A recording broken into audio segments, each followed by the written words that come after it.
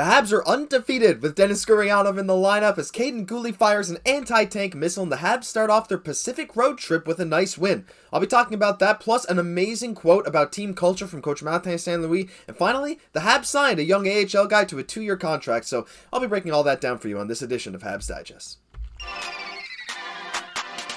Hello, bonjour, ahoy, and welcome to today's news and game reaction edition of Habs Digest. I'm your host, Josh Gosse, and real quick before I get into the video, a reminder to hit subscribe. We're really close to 4,200 subs, not that far away from 5,000, so if you hit that button now, it'd be really appreciated to help us achieve our goal of 5K, hopefully within the next month. Alright guys, so topic number one, Habs versus Sharks with you. Now, that game was pretty late last night. You know, when the Habs go on these West Coast road trips, for those of you that don't know, I live in Newfoundland, which means that puck drop last night was at midnight Newfoundland time. And in fact, it was a bit after that. It was closer to 10 after 12. So I couldn't stay up and watch the game. But I did what I could. I looked at the highlights. I looked at what people were saying. And, you know, one reaction that I'm seeing a lot about this game is there is a lot of negativity towards the Habs winning. And I've made it clear. Do I still have this animation? I don't have the animation. But I'm Team Tank. I've said it before, I'd love for the Habs to lose games and get Connor Bedard. However, that's just in spirit. Like, I want these games, if they're going to lose, I'd like them to lose naturally. I'm not saying try to lose. All I'm saying is I'd be happy for Connor Bedard. Wins are still important for development. And I'll be getting into that when I talk about the Martin St. Louis quote coming after, because regardless, when player morale is high, development is even higher. When the players form a chemistry together, especially when it's a young team, a young core that's going to be together for years, when they're able to win games, come together, make these plays happen, that is so important. And honestly, last night, it was really shown that the young guys were starting to have a lot more chemistry together as the plays have gone on, right? Now, last night's game was very interesting in the fact that Montreal was out shooting San Jose for a good portion of the game, honestly as they should, especially without Timo Meier. San Jose is looking a little worse for wear. They still have Erik Karlsson, who is maybe the best defenseman in the NHL right now. But yeah, Montreal was really outplaying them for a little while. I will say the Sharks had much better high-danger scoring chances, and once again, they score very, very early in the game, which is an unfortunate theme that we've seen with Jake Allen in net. But after that first goal, Allen really settled in, and he was very, very solid on multiple decently high-danger chances. Like, as the game went on, some cross creases that he was saving, and the Habs defense was helping out too. There was a play in the third period where the puck was sitting on the goal line. David Savard dives onto the ice and chops the puck away from the goal line. Amazing play. Mike Matheson saved a goal or two on his own. I've seen some people say Mike Matheson for Vezina. He was really, really good. And yeah, the Habs as a whole, for the first two periods, while they were down 1-0, they were holding their own. They couldn't really get chances, but it's the third period where they really started to shine, where our boy, Kaiden Guhle, in his first game back from injury, the long-anticipated return, a guy who's going to be on Montreal's top pairing probably for the years to come, comes in and launches an absolute missile from the point, as I'm calling it, an anti-tank missile right through the legs of Kaapo Kähkönen for Montreal's first goal of the game to tie it up. And later in that period, Montreal started to get more and more break chances, right? Suzuki had one, but one that led to a goal was Rem Pitlick and Jesse Ullinen. It was a 2-on-1 where Pitlick, it was a really veteran move, and it makes me sad that Pitlick, you know, spent so much time in the AHL, and I know it was maybe deserved, but when Montreal picked him up last year, he looked phenomenal, and as a Minnesota fan as well, myself, that's my Western Conference team, if you can really have a team in each conference. Minnesota's definitely my second favorite team. I loved him there, was sad when they waived him, was thrilled when Montreal picked him up.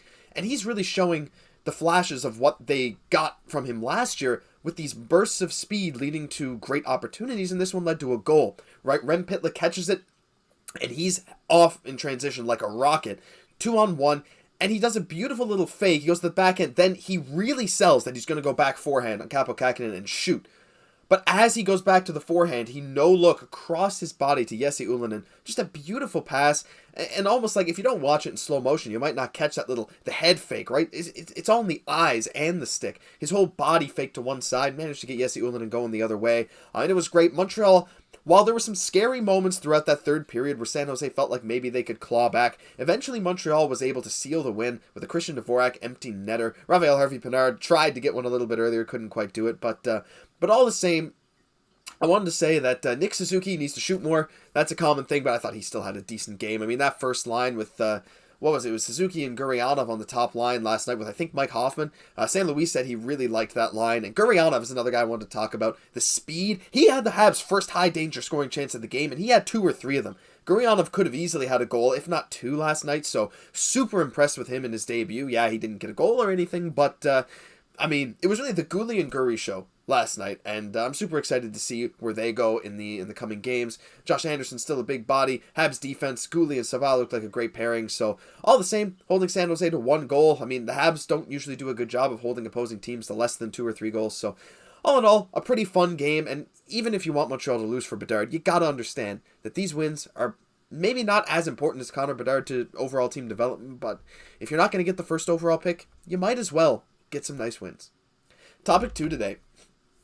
After the game, Coach Martin St. Louis had a really awesome thing to say about the team, and I figured I'd share it with you guys. Take a look at this.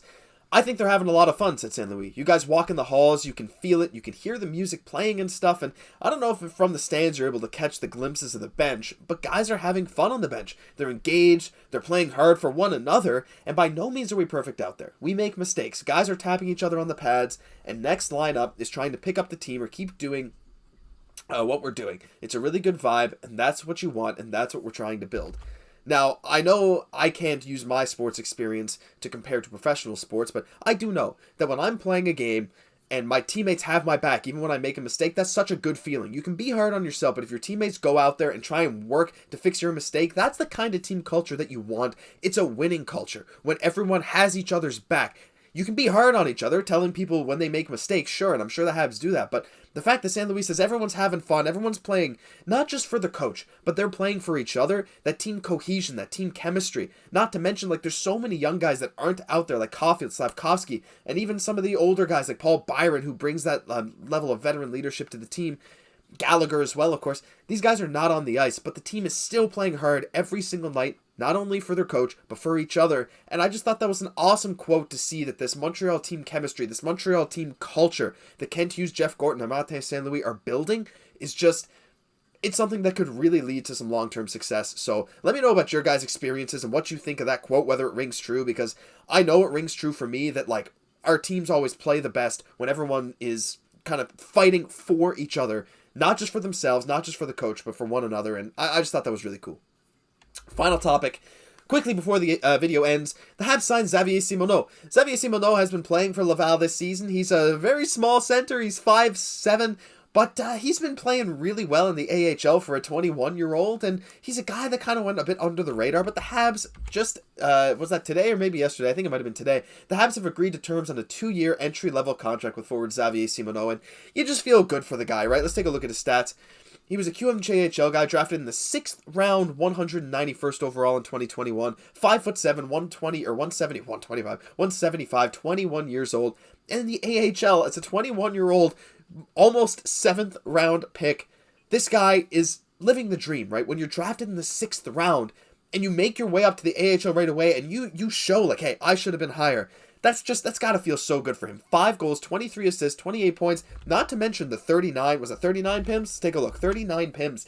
This guy's physical. He's feisty, which is something that the Habs have really had a lot of in the past number of years. Brendan Gallagher, now Raphael Harvey-Pinard, and maybe in the future, Xavier Simoneau. He's really living the dream, right? That 6th round pick, going up to the AHL and getting signed to a 2-year entry-level deal. You gotta feel good for the guy. He's been working his butt off in Laval, and yeah, I don't really have much more to say on that other than I hope to see him in a Montreal jersey in the future, because that'd be such a feel-good story. For a 6th round pick, Montreal has really done well. Like, you look at how late Gallagher was drafted, how late Harvey-Pinard was drafted. Maybe Simoneau is the next one in line to get his shot with the Habs. But that'll do it for this news edition of Habs Digest. If you guys enjoyed, leave a like, comment, subscribe to the Habs Digest channel. We're almost at 5,000 subs. Well, 4,200 is close enough to 5,000. And you guys can help us get to that goal by hitting the sub button right now. Thank you very much for watching. I'm your host, Josh Gosse. We'll catch you in the next one.